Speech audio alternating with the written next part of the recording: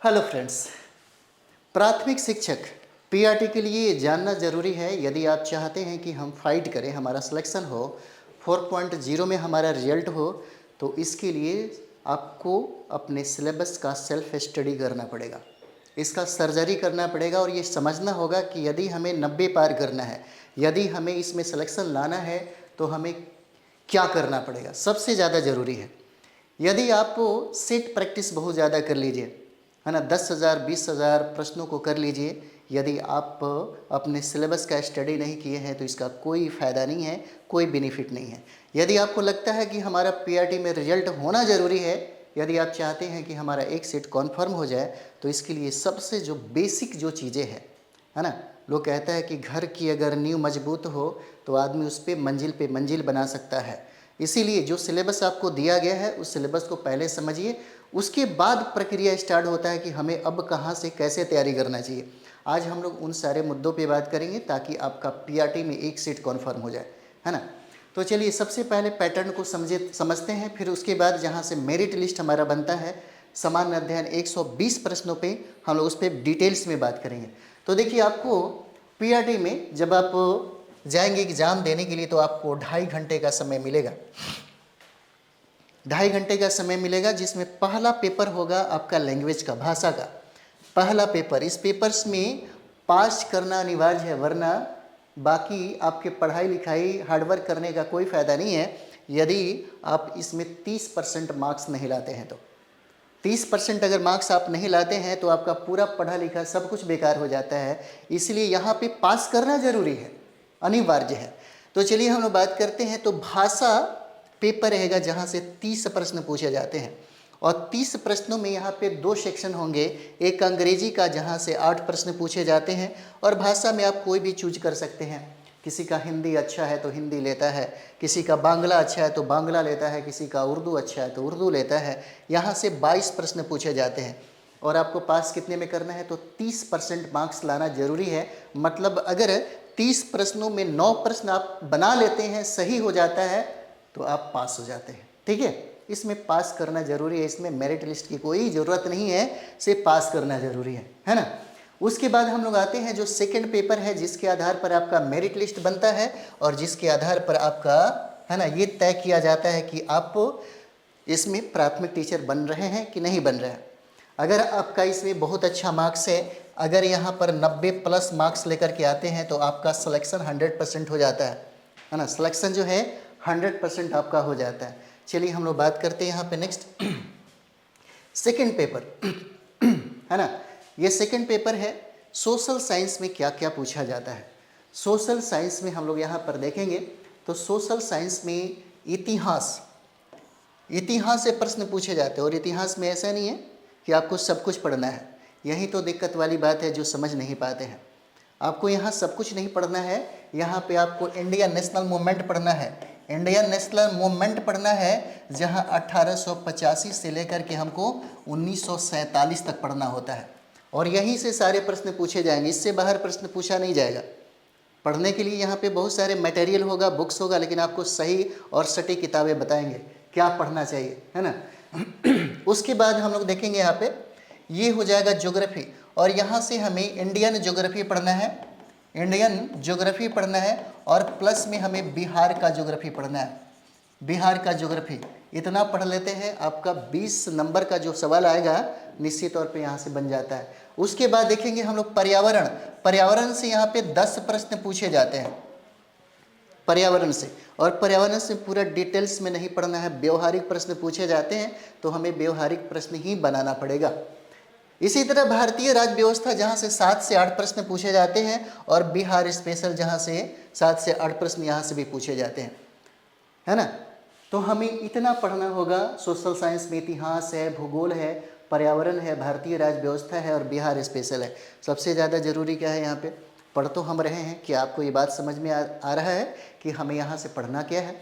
Bihar special में भी आपको सब कुछ नहीं पढ़ना, भारतीय राज्य व्यवस्था में भी आपको सब कुछ नहीं पढ़ना है, और पर्यावरण में भी आपको सब कुछ नहीं पढ़ना है ना, ये भी नहीं पढ़ना। उसके बाद भूगोल में जो विश्व का भूगोल भी पढ़ने लगते हैं।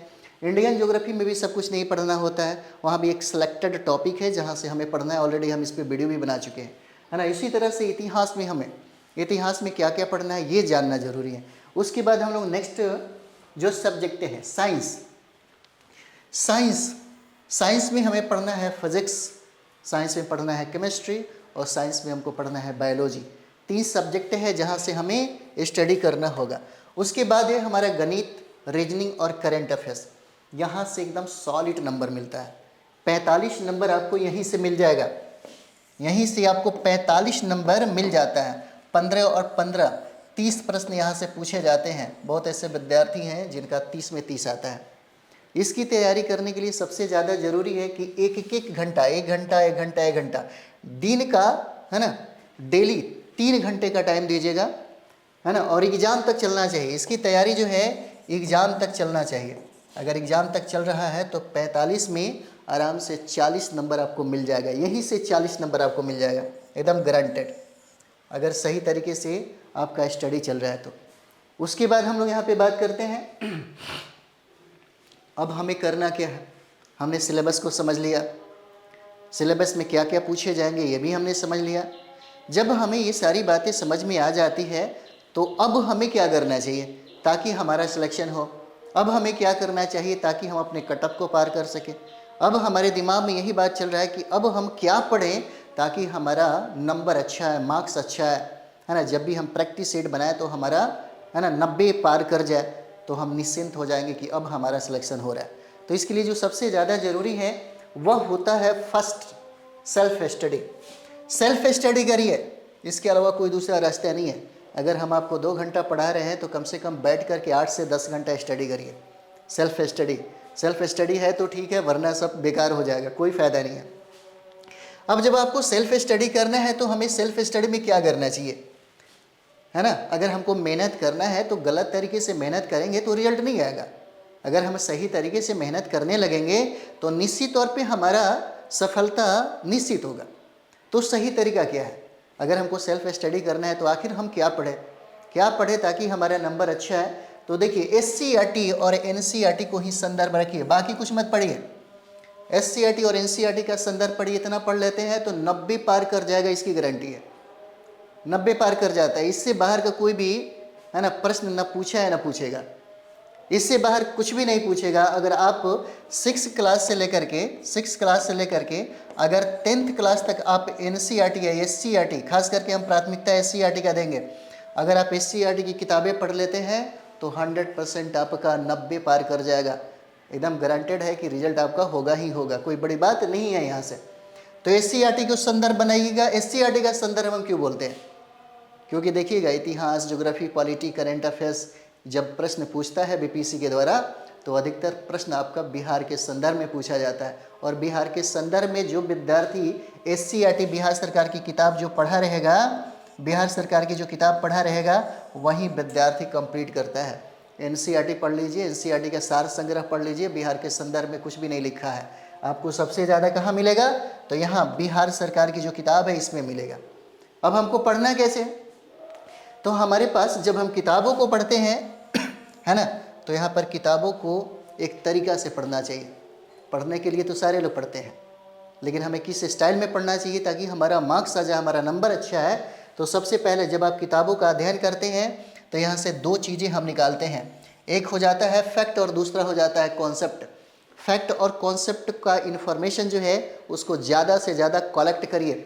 जब आपके पास फैक्ट और जो कॉन्सेप्ट है, यदि आपका इन्फॉर्मेशन यहाँ पे बढ़िया तरीके से आप कंप्लीट कर लेते हैं तो दूसरा काम करिए, जो भी आपने सिलेबस पढ़ा है ना, दूसरा आपने सिलेबस जो पढ़ा है उसी सिलेबस का हमें यहाँ पे प्रैक्टिस करना, बार बार प्रैक्टिस करना है, बार बार प्रैक्टिस करना है। अब दिमाग में आता है कि हमको प्रैक्टिस सेट कौन सा बनाया जाए, कौन सा प्रैक्टिस सेट हम बनाएं इसके लिए। तो प्रैक्टिस सेट में आपको बता देते हैं, कोई आलतू फालतू मत करिए, टाइम बर्बाद हो जाएगा, है ना, टाइम बर्बाद मत करिए। यही आपका प्रैक्टिस सेट है। इस प्रैक्टिस सेट में आपको ये समझना होगा कि हमको यहाँ से क्या क्या पढ़ना है। अगर हमें 9 सब्जेक्ट यहाँ पर हमने दिया आपको कि 9 सब्जेक्ट से प्रश्न पूछे जा रहे हैं, तो 9 सब्जेक्ट में आपको, जैसे इतिहास है, यहाँ पे भारतीय इतिहास विगत 15-20 सालों में बहुत सारा प्रश्न पूछा हुआ है। लेकिन क्या आप इस बात को समझते हैं कि आपके PRT के एग्ज़ाम में यहाँ से कौन सा सेट हमको प्रैक्टिस करना है? क्या अगर भारतीय राज्य व्यवस्था दिया है तो इस बात को समझना होगा कि हमारे एग्जाम के लिए क्या महत्वपूर्ण हो जाएगा, उसी पे ज़्यादा फोकस करिए। आपको ये बात समझना होगा कि यहाँ पे समान भूगोल है, पता चलता है कि लड़का लोग सब कुछ बना रहा है, सब कुछ बना रहा है, सबकी ज़रूरत नहीं है। जो आपके सिलेबस में दिया हुआ है उसी सिलेबस को कंप्लीट करिए, है ना। भारतीय अर्थव्यवस्था इसकी कोई ज़रूरत नहीं है, समान विज्ञान इसकी ज़रूरत है ना, गणित की ज़रूरत है, रीजनिंग की ज़रूरत है, यहाँ पर दिया हुआ है ना। समसामयिकी की यहाँ से मत बनाइए, बहुत ऐसे विद्यार्थी है यहीं पे कंप्लीट करने लगते हैं, इसकी कोई ज़रूरत नहीं है ना। ये समझना होगा। प्रैक्टिस सेट अगर आप लिए हैं तो इस चीज़ को समझिए, यही प्रैक्टिस सेट बनाइए, जितना हो सके उतना बार बनाइए। अगर आपको समझ में आ जाए, अगर आपको ये बात समझ में आ जाता है तो इस प्रैक्टिस सेट को एग्जाम के पहले तक 10 बार बना लीजिएगा, इसकी गारंटी है, 10 बार बन जाएगा। बस समझ में आना चाहिए कि हमको पढ़ना क्या है और छोड़ना क्या है। ये बहुत मुश्किल होता है, कोई समझाता भी नहीं है ठीक तरीके से। अगर यही समझ में आपको आ जाए तो आपके लिए कंप्लीट करना क्या होगा, आसान हो जाएगा। कंप्लीट करना बहुत ईजी हो जाता है, बहुत आसान हो जाता है ना। तो यही चीज़ें हम लोगों को करना है, यही चीज़ें ठीक है हम लोगों को करना है। तो हम लोगों ने क्या किया, जो सबसे पहला काम है सेल्फ स्टडी। सेल्फ स्टडी रहेगा, रिजल्ट होगा। सेल्फ स्टडी सही डायरेक्शन में होना चाहिए, एकदम सही डायरेक्शन में सेल्फ स्टडी करिए, फिर आपका रिजल्ट 100% हो जाएगा। जैसे हम लोग बात करें तो यहाँ पर पीआरटी के लिए है ना, पीआरटी के लिए स्पेशल जो बैच है वह प्रारंभ हो चुका है, एकदम स्पेशल बैच। पूरे बिहार में शायद ही कोई इस तरह से पढ़ाता होगा और ये कराता होगा। हमारा जहाँ तक लगता है कि हमने सबसे ज़्यादा रिजल्ट अपने पीआरटी में दिया हुआ है, पीआरटी और 6 to 8 में सबसे ज़्यादा रिजल्ट पूरे बिहार में पटना में जो भी संस्था होगा, है ना, इससे बेहतर करा ही नहीं सकता। हम अपना तारीफ हम खुद नहीं कर रहे हैं, आप सारे लोग बताते हैं, है ना, आप ही की बातें हम आपको बता रहे हैं। तो सबसे बढ़िया जो हमने खास करके पीआरटी स्पेशल में, और आप लोगों ने तो पीआरटी स्पेशल ही, आप कहते हैं कि पीआरटी स्पेशल ये सबसे ज़्यादा रिजल्ट पीआरटी स्पेशल में ही सर देते हैं, है ना। पीजीटी वगैरह इस सब चीज़ पे आप लोग थोड़ा सा ये कर देते हैं ना, लेकिन आपको बताया था पीआरटी एकदम स्पेशल ही है। प्लस में यहाँ पर बैच की अगर बात करें तो मात्र 799 रुपये है, और 799 रुपये में आपको 2 बैच मिलता है। एक हो जाता है जो सबसे इम्पोर्टेंट बैच है हमारा होमवर्क सीरीज। आप चाहें तो आप सिंगल इसको होमवर्क सीरीज भी ले सकते हैं, मात्र 199 रुपये में है, 199 रुपये में है। तो यहाँ पे पूरे यानी कि 9 का 9 सब्जेक्ट आपको पढ़ाया जा रहा है ताकि आपका 90+ पार कर जाए। मेरा मकसद यही है कि आपका 90 पार होगा, सिलेक्शन होगा, रिजल्ट आएगा। 90 पार नहीं होगा, है ना, अगर अभी भी आप प्रैक्टिस सेट बना रहे हैं, यदि आपका, है ना, यहाँ पर 50 और 60 आ रहा है तो यहाँ पे हम लोग कोशिश करेंगे कि 90 पार आपका हो जाए। 90 पार करने के लिए हम लोग थ्योरी पे ज़्यादा फोकस कर रहे हैं, और सबसे ज़्यादा इम्पॉर्टेंट हमारा होमवर्क सीरीज हो जाता है। और होमवर्क सीरीज में हम लोग टॉपिक वाइज, है ना, यहाँ पे टॉपिक वाइज जो है ये हम लोग आपसे होमवर्क कराएंगे, और इसके संदर्भ में टॉपिक जो भी होगा 9 सब्जेक्ट में जो भी सब्जेक्ट है उन सारे सब्जेक्ट का टॉपिक वाइज टॉपिक यहाँ पर आपका सेट प्रैक्टिस करवाया जाएगा, है ना। यहाँ से आपको मतलब टेस्ट लिया जाएगा, और टेस्ट में अगर किसी का कम आता है तो कम क्यों आता है इस पर हम लोग बात करेंगे, है ना। हम ये चाहेंगे कि 90+ आपका जो टारगेट है वो 90+ पार करे ताकि आपका रिजल्ट हो। और ये हमारे प्रैक्टिस सेट का ये जो होमवर्क सीरीज का जो पैटर्न होगा वह SCERT और NCERT आधारित हो जाएगा। ये बिहार सरकार की जो किताबें हैं SCERT, है ना, SCERT और प्लस NCERT यही पैटर्न हमारा हो जाता है ना। और एकदम ये होमवर्क सीरीज जो है यह 5 मार्च से स्टार्ट हो रहा है, एकदम धमाकेदार तरीके से, जो अभी तक मतलब सबसे बेहतरीन हमारे पास ये मतलब स्ट्रेटजी हो जाएगा होमवर्क सीरीज का। और होमवर्क सीरीज का एक बेनिफिट होगा, यानी कि हम लोग टेस्ट सीरीज से सफलता की ओर अपना कदम बढ़ाएंगे, और यहाँ से ग्रांटेड हमारा 90+ पार करेगा ही करेगा, क्योंकि यहाँ पर होमवर्क का मतलब है बहुत सारा वर्क करना। यहाँ एकदम स्मार्ट स्टडी जो है यह आपको बताया जाएगा कि कैसे आएगा इतना नंबर, ठीक है।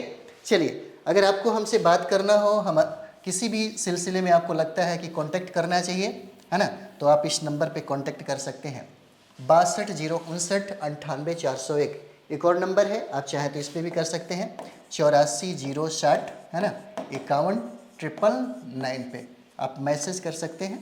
किसी भी सिलसिले में आप चाहें तो कांटेक्ट कर सकते हैं, ठीक है। तो चलिए हम लोग मिलते हैं नेक्स्ट वीडियो में। थैंक यू वेरी मच आप सभी लोगों को।